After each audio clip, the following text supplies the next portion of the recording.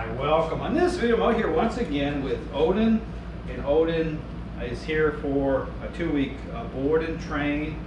Again, working on his separation anxiety, the issues associated to coming into agreement with the crate, stress, reactivity, kind of how everything layers out by way, again, of a relationship problem. So here in this video, again, I'm going to be performing the down. Again, with the down, it's very helpful for a dog that is expressing a level of control, even in terms of accepting the crate, issues related to housebreaking. So again, putting that type of expectation on a dog by way, again, of, interaction based, okay? So you'll see me bring him under intentional control and influence by way of how I'm getting him to accept the down. So again, very helpful. Now, prior video, when I introduced the down to Oden, you can see how he was not so agreeable, okay? So in this video, you're gonna definitely see some progress in terms of him accepting the right way. And again, this works off of the one-step method. So the one step turns it into kind of a more of a personal conversation by way of just taking one step at a time, kind of in close proximity by way of how I'm connected to the leash. And intent, okay, by way of Oden understanding, my intent by way of, making the same movements all the time. How I'm pushing, okay, how I'm asserting influence. And this is where commands start to come online, okay, once focus has been shifted the right way, once his perceptions have altered the right way, then I can start to lean on commands and start to verbalize, but not quite yet, okay?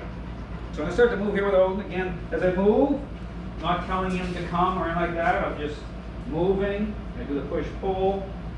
Now the push-pull, again, is helpful because, again, it helps to drop a couple dominoes in his mind before adding the down onto the script. Same thing, capture his bum, good push-pull. Now I'm going to apply the down. Again, just pressure. Comes in accept. Now he's down there. I'm going to do a little push-pull. I'm going to keep his head up slightly. I don't want him, like in the prior video, see how immediately he tried to invest with his nose. I cut that off, didn't allow it, he didn't like it. Now he started coming up into it back in the sit. Now I'm just going to put a little bit more expectation, not letting him kind of pop up, because I know that, again, this is coming along. Okay, he's getting more agreeable to how I am able to control him. Again, he tries to sniff, little push-pull.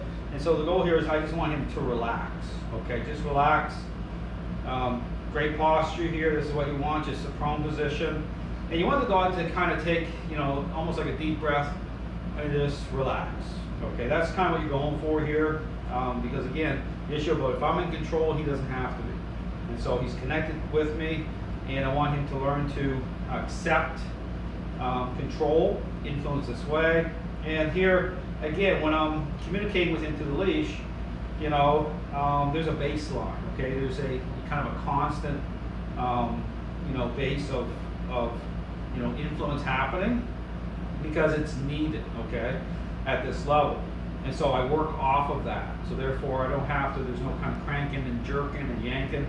When he's investing, I just have to apply just a little bit more pressure because I'm already right there. Just a little pressure, and it breaks that connection, and then I take a little off and go back to my baseline, okay? So right here, there's a baseline of control. Now from this point here, to get him to come up and do a sit, I just apply enough pressure, okay, that he knows the intent. And because I just apply enough, because I don't want to just physically bring him up, okay?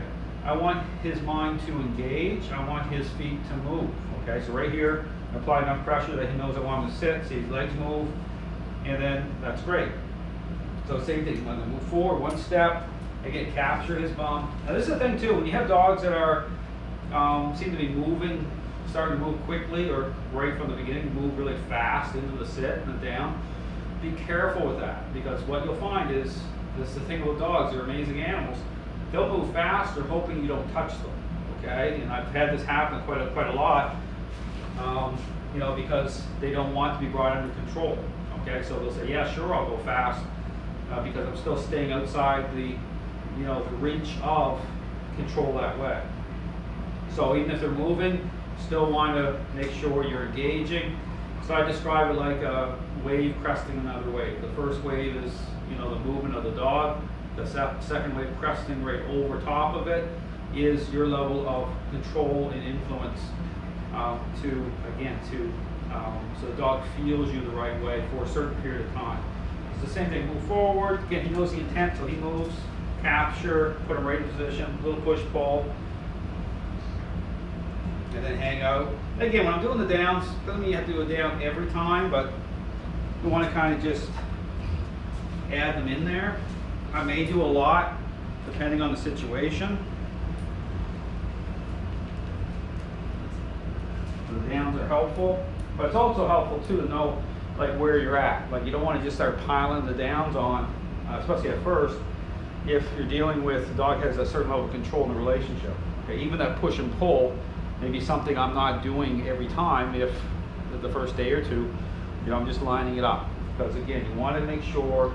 And then if you're the least bit uncertain about if the dog seems pretty sketchy, use a muzzle. Okay, that's really important. You don't want to get bit. Do same thing forward, capture. I'll do it down here in a second.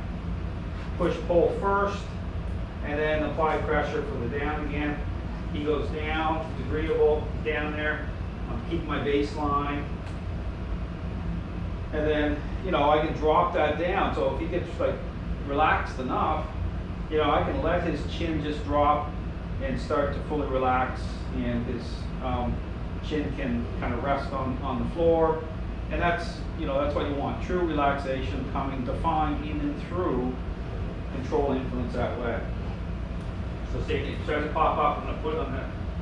I want him to stay down there. So and that's where I can get away with that now without a fight. Okay, he's not trying to be, he's like, say, okay, you know, which is good. So understand, like seeing this definite progress. Like just within a short couple of days here, we're still in week 1. Good progress. So again, back up into the sit. He's going to apply enough pressure. I want him to engage. He did. Again, move forward. And this is a little hint too. If things ever get messy where you're, you know, doing the one-step method and the dog is moving away. So right here, he's getting a little bit the same thing. He's like a little stubborn. Just notice how I just maintain that pressure. Because here's the thing too. I had this conversation a couple of days ago with the dog owner. You know, she was talking about not feeling like she could, you know, has enough strength to do well. I said it's not about physical force that way. It's not about strength. It's more about technique and focus. So just by a lot of times I'm just using your body weight, say for the down, you're leaning. And so what it is about the mind, okay? That's where the real kind of interplay is happening. The body will follow, but this is more about technique and method, okay? It's about just being calm. It's about just taking your time. When you do it, then one step is very helpful because if you go too fast, that's going to incite the dog, okay? Moving too fast initially. One step is highly recommended as a way to really have the right conversation and create change, maximize change. So same thing, one step forward, capture the bump. I'm going to do the down again. Very agreeable. He gets down there again. He wants to invest with his nose pretty quickly. I'm cutting that off. All right, because again, same thing. I want him to relax, and he is.